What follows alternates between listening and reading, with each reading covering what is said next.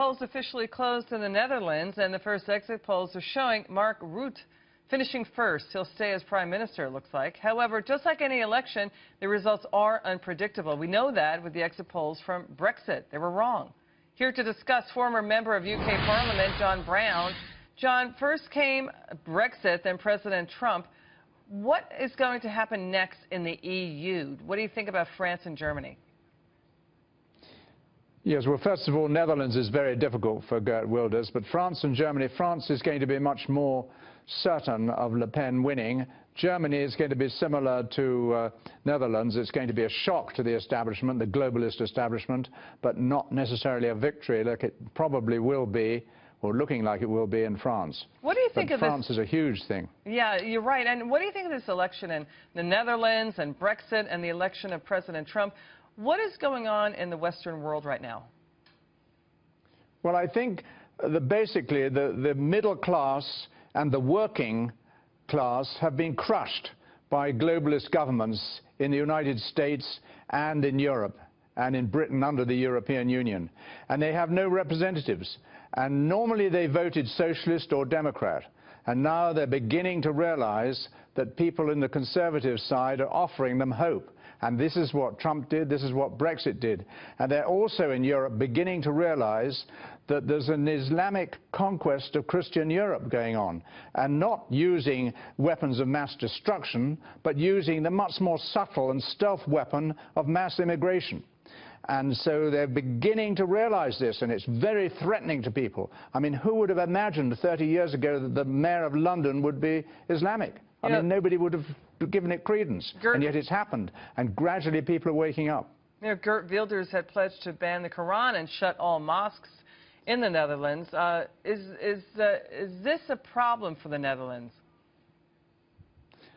Well, I think it is at the moment, but if Geert Wilders got in, it wouldn't be, and I think it would be popular. It's like in Saudi Arabia or many areas of the Gulf. You don't have any Christian churches or Bible allowed. It's a similar thing.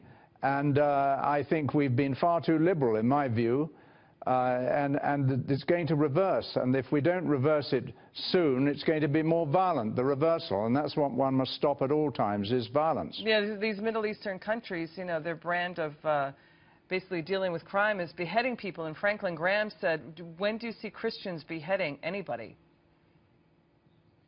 I hope you will never do that. Yeah, but it means our government, our politicians have got to act fast to prevent it. Otherwise you'll see lynch mobs, and that's almost worse than beheadings, because the lynch mob has no system of justice or due process. And one wants to prevent the lynch mob. This feeling is coming up from grassroots.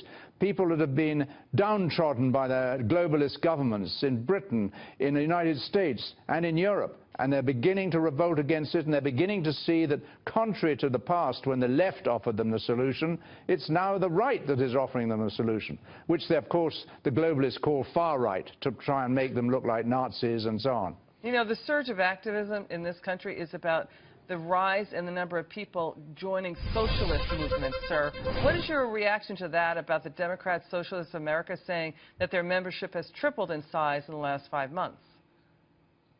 Well, the rise of Bernie Sanders and his efforts in the election, I thought, were tremendous and showed this rise, just as those people, some of them, or majority of them, didn't go to the left with Sanders, they went to the right with Trump. And it was a shock to the globalist establishment of Clinton and her supporters, who was a shoo-in.